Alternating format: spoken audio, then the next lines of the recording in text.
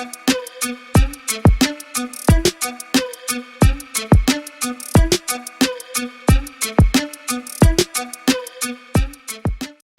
day mga kapro-tambay. Welcome back nga po pala sa ating channel.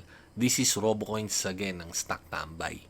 And for today's video, i-check natin ang ating ginawang BitGet Exchange AI Spot Grid Bot Test Update. Pero bago yan, remind ko lang pag natapos mo tong video na to, please like and subscribe. Okay, let's go! Okay mga pro-tambay, so timpla-timpla muna tayo ng kape at baka medyo mapahaba itong ating video na to, no? So ito, nag-try tayo mga pro-tambay at itinest natin ang ating AI Spot Grid Bot. Kung naalala nyo mga pro-tambay, yung sa KCGI, ang ginamit po natin dun is AI Future Grid Bot, which is panalo naman mga pro-tambay. At ito, nag-run tayo ka pro-tambay ng AI Spot Grid Bot, no? So ano yung ating masasabi dito? So mamaya i-check natin, no? So itong ating pinaka mga bot. So total profit naman tayo. So okay pa naman, no? So angat yung ating capital gain, no? So meron tayong 4 na pair dito, mga pro-tambay, no? Yan yung ating nirun at nag-run po yan ng 21 days. Ang capital po niyan is nasa $250 each, mga pro-tambay, no? So kung hindi ako nagkakamali, nasa $250 each po ang bawat isang capital dyan. So ito, pro-tambay, yung sinelect natin ng AI Spot Grid Bot.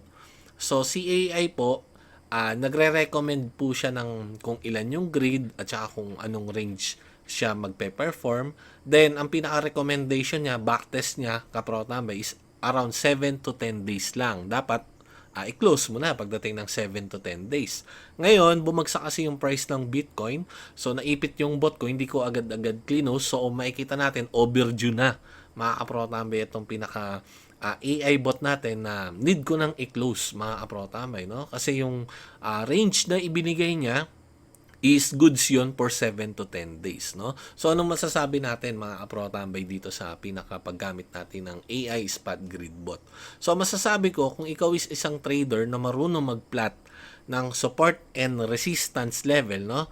Then, ikaw ang maghahanap ng sarili mong zone, mga 30 to 40% range. So, tingin ko mas okay yon, mga kapro-tambay, no? Kasi dito experience natin, si AI ang nagbigay, good siya, mga kapro-tambay. Pag sinabi niyang 7 to 10 days, dapat i-close mo na.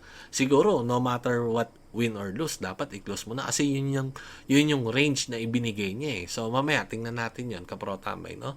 So, ganito, dito sa 4 na pair na to, ang pinaka high performance ko na pair is itong Paul USDT, mga kapro-tambay, no? So, meron na siyang 20% profit almost, mga kapro-tambay, sa loob ng 21 days. Pero hindi naman lahat ng pair natin is nag-perform ng kasing ganda nung sa Paul, no? So makikita natin tong si DAT, makikita natin, so kahit nanalo siya, mga kapro-tambay, no, nakapag-trade siya sa loob ng 21 days. Ngayon, kapag i-close ko ngayon, kapro-tambay, matatalo pa rin ako ng 0.6. Pero itong si DAT, kapro-tambay, nag-perform na rin po yan. So i-check natin, kapro-tambay, muna to. So, umpisahan muna natin kay Paul, no? So, ito kasi yung pinaka, malupit na grid bot, no? So, click natin si Paul. Yan, click natin si Paul. Makikita natin, so, itong capital natin, check natin yung capital. Ito, initial, capital, 250, mga pro-tambay, no? So, ito yung performance nyo, ang dami niyang trades, no? So, hindi lang mabilang kung ilan yung mga trades na ginawa niya. So, bawat trade niya, kumikita tayo ng $0.2 consistent. Mga aprota, may meron ding 1, may $2 din. Okay, so mabibilang ba dito kung ilan ang... Wala, hindi binilang, no? Kung ilan yung matching orders niya. Sa Binance meron, pero dito is wala.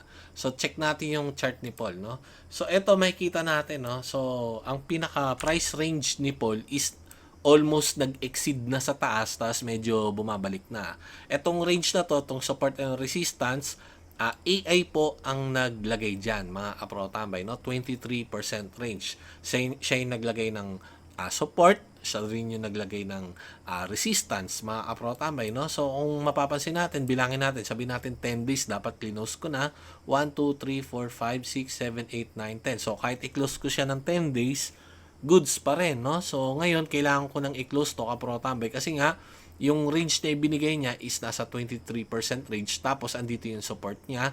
Then mga kapro tambay, gagawa ko ng pinaka sarili kong range, 40% range kapag ang price ng Paul is pumunta sa kalahati, mga kapro tambay, sa 50% ng pinaka range ko, i-activate ulit natin si Paul. Pero sa ngayon siguro dapat ihinto ko muna to, mga kapro tambay, dahil ngayon is almost profit na tong si Paul.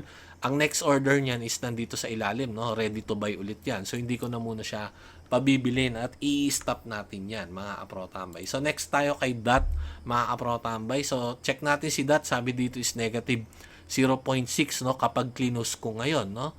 So click nga natin to si DOT. So makikita natin si DOT. So okay, ayan, nakikita nyo, no? So, nag-perform siya. Meron siya mga matching order, oh. May $1, 0.2. Dire-diretso naman siya. At nakapag-grid profit siya, kapro tambay, ng halos, okay, halos $10, no? Ito, makikita natin $10. Pero kasi medyo bagsak yung price action ni DOT. Kapag clinose ko ngayon, talo pa ako, no? So, parang babalik lang. So, i-check natin si DOT, mga kapro tambay. Makikita natin si DOT, ito, si AI, nagbigay ng 24% range, mga kapro tambay. So, sabi natin, clinose natin ng 10 days. 1, 2, 3, 4, 5, 6, 7, 8, 9, 10. So, nasa gitna. Pwede ko dapat i-close. Pero hindi ko clinose ka, kapro tambay. Kasi nga, inaantay ko gawing tong content, no? Sabay-sabay. Okay, so lumabas ang price, kapro tambay, dito sa range nito, itong si DOT. Ibig sabihin, kapag lumabas, hindi na po active yung bot ko, no? So, nakabili ng hold, naka-hold yung mga coin ko, kapro tambay, hindi siya makakapag-sell kasi makakapagbenta lang yung bot ko kapag bumalik sa loob ng box. So, ang gagawin natin, mga kapro tambay, i-stop ko na to kasi AI range yan. Then, gumawa rin ako ng sarili kong range. 40% range bot, no? So, pending pa, mamaya i-activate natin yan. Yan yung range na gagamitin natin. So, maya-maya, sabay-sabay nating ito-terminate yan, mga kapro tambay, no? So, si Paul, nagbigay ng $51. Si DOT, so, negative, mga kapro tambay. Pero kapag clinose ko yan sabay-sabay, overall, profit pa rin tayo, mga kapro tambay. Hindi nga lang nag-perform ng maganda yung ibang bot natin. So, i-check natin, mga kapro tambay, si Atom, no?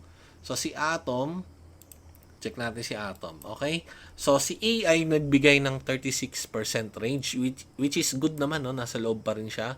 Then, ang gagawin natin dyan, mga kapro tambay, i-close na natin yan, no? Kaya natin yan i-close ngayon kasi meron din pala akong Atom sa Binance, no? So, kung naaalala nyo, na doble, meron din pala akong niraran na Atom doon. So, ang gagawin natin dito, kahit goods pa rin siya, i-close na natin yan kasi meron akong Atom sa Binance, eh. Ito yung range nung Atom ko sa Binance, so 30% range, which is good naman, nasa loob naman siya ng kanyang range. Okay, so check naman natin, mga kapro tambay, si NAT, no? Si NAT, okay, si NAT, mga kapro tambay.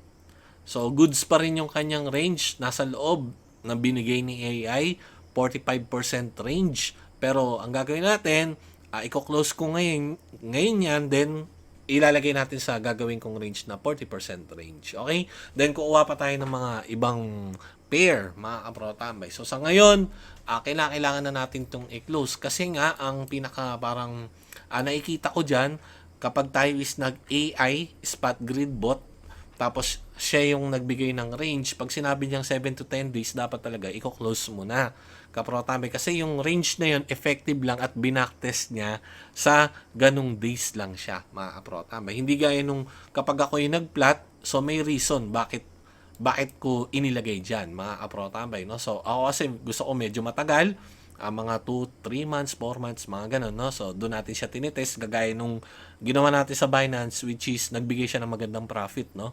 So, ngayon, umpisa na natin, terminate na natin yan sabay-sabay, mga kapro tambay.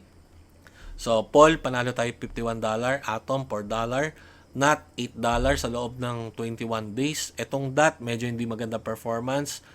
Profit na sana kaso lumabas sa bot. Kaya kung i-close ko ngayon, mane-negative tayo ng 0.6, no? Pero overall, panalo pa rin yan, mga kapro tambay, no? Pag plus-plusin lang natin yan, yan ay panalo natin. Okay, excuse me. Okay, terminate na natin. Confirm na natin yan. Okay? Confirm na natin. Terminate all. Yan. Okay na? Okay na ba? So, tingnan natin baka may natira pa. Okay, wala na tayong running bot. So, meron tayong profit. So, may kita natin sa completed bots. Last natin to sa 90 days. So, ito yung mga bot natin, no? So, ibig sabihin, maganda gumamit ng bot. Makikita natin, no? Ilan lang ang negative dyan. Mga pro tambe, kita mo 0.12, $2, 2%, no? Negative $2, ito negative 0.5. Yun, butcher lang yung iba dyan, mga pro tambay, no? Yung dot ko, kapro tambay lang ba yung dot ko? Ito yung dot ko, halos nag-positive pa rin nung close natin, mga kapro tambay, no? So, overall, win pa rin yan. So, ang gagawin natin, mga kapro tambay, magke-create bot tayo. Okay, so umpisa na natin mag-create bot, mga kapro tambay. Okay. Okay, so i-check natin mga kapro tambay itong spot grid, no? So check natin itong spot grid. Okay. So dito mga kapro tambay, makakita tayo ng AI at saka manual. Ito yung sinasabi ko sa inyo. Okay, so dito sa AI, back-tested na siya. Kung mababasa natin mga kapro tambay, sabi dito is 137% mga kapro tambay, 7 to 9 days recommended duration. Ito yung sinasabi ko mga kapro tambay. Kapag news mo yan, meron na siyang pinaka-automatic prefer na pinaka-zone, no? So, ang gagawin natin, mga pro-tambay, magma-manual tayo. So, umpisa natin ka pro-tambay kay dot, no? So, gawan tayo kay dot. Okay, dot USDT. Okay. Tapos, lagay natin sa manual, mga pro-tambay. Tapos, lipat tayo dito kay dot.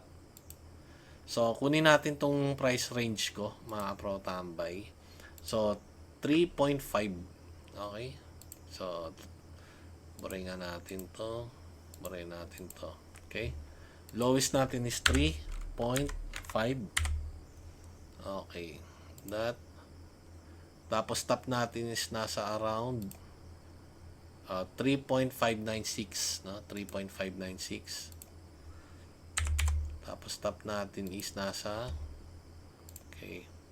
5.040. 5.404. Ang gulo 040 pala. 040. Okay. 040. Okay, so meron na tayong range, no? So, grids. Ilang grids ang gagawin natin? So, try lang natin 33 grids. So, sabi dito, mga kapro-tambay, profit ratio per grid natin is nasa 0.67% up to 1%, no? So, kapag kayo is gagawa, mga kapro-tambay, ng ilang grid yung gagawin nyo, minimum po tayo ng 0.5%, okay?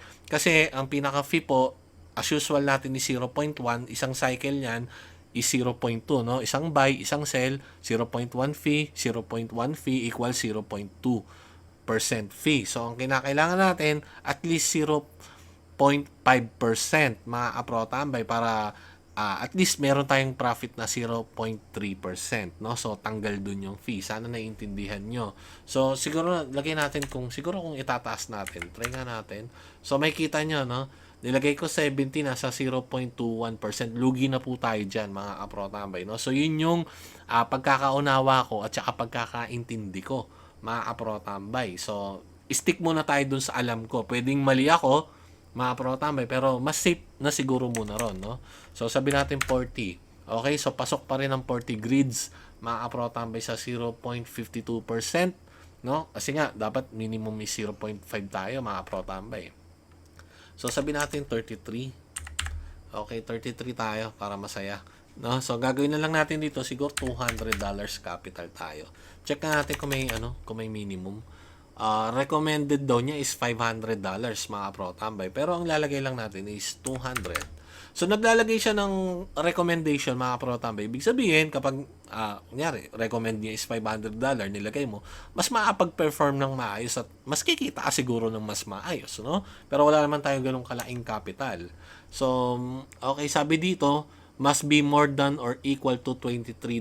So, may minimum, no? So, as low as $23, dahil sa dami ng grid ko, sigurado ako mag-iiba, mga kapro-tambay yan. Depende sa dami ng grid mo. Siguro lagay natin sa 100, tapos 71 lang. O to 49, no? So may kita mo nagbabago nga, mga kapro-tambay, yung pinaka-minimum depende sa dami ng grid. So ontian natin, siguro gawin natin mga 20. Tapos dito, ilan ang minimum grid? 15. Ayan, mga pro-tambay, no? So nakikita natin sabay-sabay. No, so lalagay na lang natin dito siguro mga $33. 33 mga pro-tambay. Hindi, 33 grid Tapos, $200 investment. Okay, so that to, no? Create na natin mga pro tambay. So, ito na. Confirm. Okay. So, view bot tayo. Okay, ito na mga pro tambay, no? So, nag-start ulit tayo ng dot. Doon na sa range natin, mga pro tambay. So, check na natin to. Gawin na natin tong white. Tapos, lagay na natin to. Gawin na natin tong active. Hindi na pending, no? Active. Okay. Tapos, lagyan natin sa 1 hour. Isog natin dito para eksaktong kung saan tayo gawa. Okay, lagyan natin dito. Ito naman, dito natin to close para meron tayong records, mga pro tambay, no? Daily time frame. Okay, so active na yung ating dot. Next natin mga pro tambay yung NOT, no? Babalik tayo sa NOT mga pro tambay. So goods naman, close natin. Ang gagawin lang natin, imbis na 45% range, gagawin ko na lang 40%, no? Mas gusto kasi yung sarado sa 40% range. Pero as is pa rin yung support and resistance natin dyan. So punta tayo dito kay NOT. Create tayo kay NOT. NOT USDT. Okay. Okay, not USDT. So, gawin natin manual, no? So, ma-manual naman natin yung itatry natin ngayon. Okay, not. So, check natin to. Ang low niya ay 0.001731. Okay, 0.001731. Tapos, yung taas naman nito, mga pro tambay, is 2424. Okay? 0.002424. Yan. So, ang grid natin, kapro tambay, so meron dito, 2271. Lagyan natin 33. As usual, ganun din, mga pro tambay, no? 0.67%. So, itatry lang natin muna, puro 33 arithmetic, no? So, sa susunod tayo magtaas, mga pro tambay. $200 capital. Okay? Anong recommended na ito? Ganun din, puro 500. So, create na natin yung NOT. Okay, so pasok na mga pro tambay.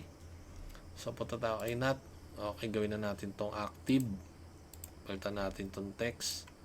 So, at least meron kayong guide mga pro tambay para kung mag-uumpisa kayo magbot, eh pwede kayong gayahin. No, lagyan natin sa 1 hour. Yan, okay. Yan, dyan kasi nag-close mga pro tambay. Eh, dyan tayo nag-open, din dito rin tayo nag-close. Para recorded, para sa future reference natin, no? So, nagigets nyo naman siguro yung ginagawa ko, mga pro tambay, okay? Lagyan natin dito sa daily. So, next tayo, mga pro tambay, yung flow. Punta tayo kay flow, no? Bakit flow? No? So, check na natin bakit flow yung pinili natin. So, dito kasi mga pro tambay, yung flow, pasok naman sa category natin, no? Top 100, pero hindi na siya top 100, din nag-top 107 siya. Volume 24 hours niya is 24 million. So, at least minimum tayo 10 million, mga pro tambay, no?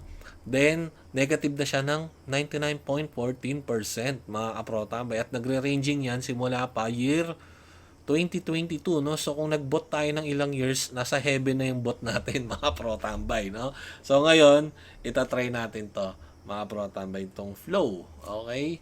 So, balik tayo dito. Kaya flow yung ating kinuha. Then, manual ulit. Punta tayo kay flow chart. So, naglagay na tayo dito ng ready range, mga pro tambay. So, ito yung ginamit natin sa KCGA ba to? Parang sa KCGA to, mga pro tambay, no? So kaya panalo tayo nung tournament eh. Kita nyo naman, ang ganda, 'di ba? So dito low is 0.344, no? Low natin 0.344. Tama ba? Okay, flow. Okay, 0.484 naman yung taas. Okay, 0.4. Okay. 84, no? Bilis ko magkaroon ng memory gap no? Pagdating sa numbers. Okay, lagay ulit natin 33. Sabi dito 0.68%, not bad. Mga pro tambay. So check na natin ganyan magiging itsura niya, no? Kita nyo? Kita nyo yan, mga pro tambay. So lagyan natin is $200. Okay? Create. Then confirm. So meron na tayong flow.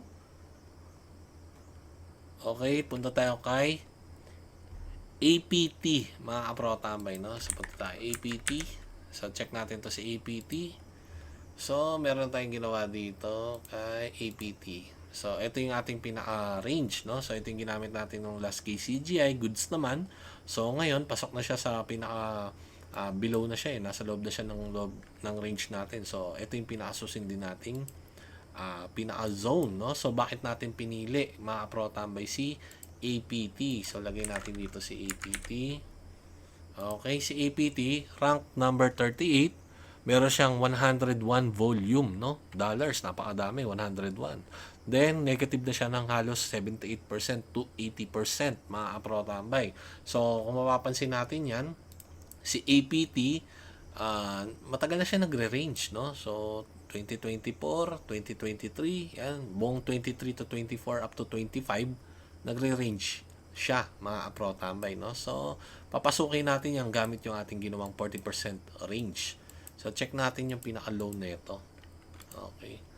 APT, manual ulit tayo, mga pro-tambay. So, sabi dito is nasa 3, okay, double check natin. 3.883. Okay. 3.883. Tapos dito naman, sa high neto, mga pro-tambay, is around 5.438. Okay.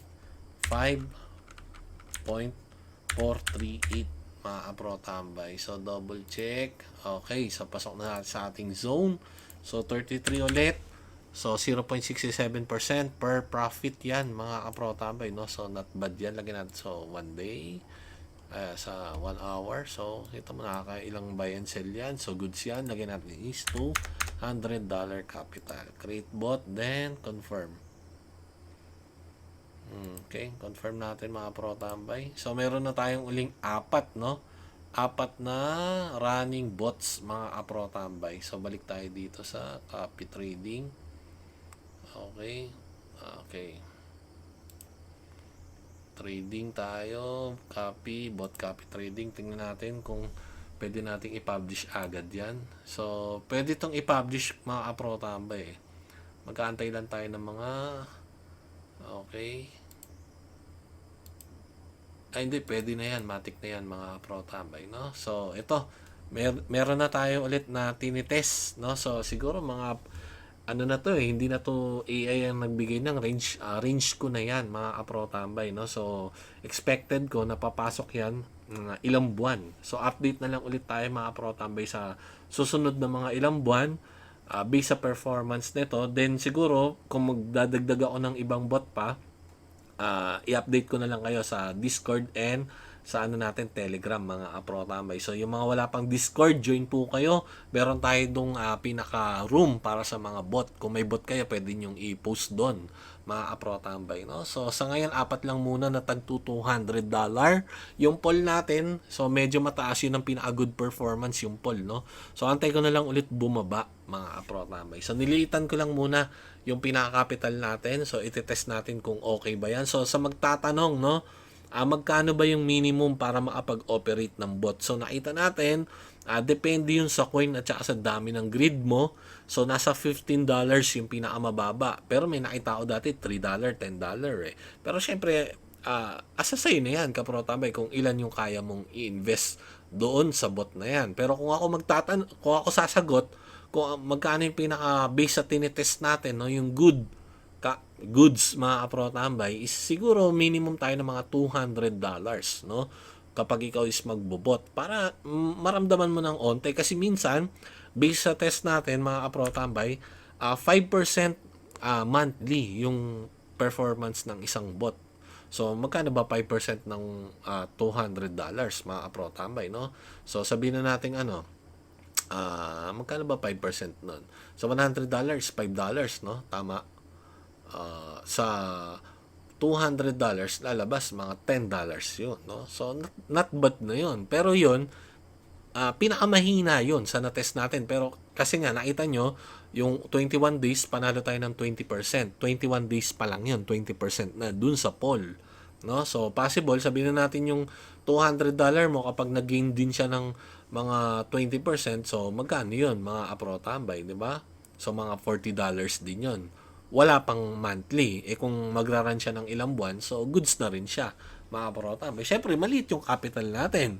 Kapag kaya na natin at kabisado na natin, mga kaprotambay, yung paggamit ng bot, saan tayo pwede umalagawa ng medyo malaki? Kagaya no, recommended daw is $500.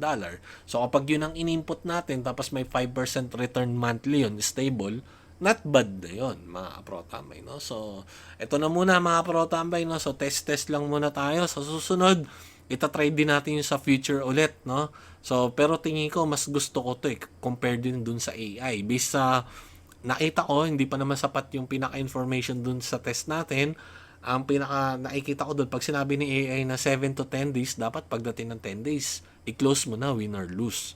Kaprotambay. Kasi yung range na ibinigay ni AI is goods lang, mga kaprotambay, para dun sa duration na yon, mga kaprotambay, no? So, depende na lang kung kagaya nyo ako or kayo na marunong mag-plot ng support and resistance, maglagay ng range, magbasa kung saan pwedeng tumagal yung price, no? May estimate nyo based sa fast price action, mas maganda yung kagaya ng ginawa natin sa manual. So, abangan pa natin, kaprotambay, kung ano magiging result dito sa tag $200 na capital natin, no? So, tingnan natin, mga kaprotambay. Maraming salamat, at dahil sa umabot ka sa video na to, please like and subscribe. Para sa mga kaprotambay natin wala pang BitGet exchange, sign up na po kayo. Yung link is nasa video description na po, no? So, join po kayo sa ating Telegram. Join din po kayo sa ating Discord, mga kaprotambay. Then follow nyo po, kaprotambay, ang ating Facebook page. And join po kayo sa ating Facebook group, mga kaprotambay, no? So, hindi tayo professional financial advisor. Hindi rin tayo professional trader. Isa lamang po tayong professional tambay. This is RoboCoins again. Sign out.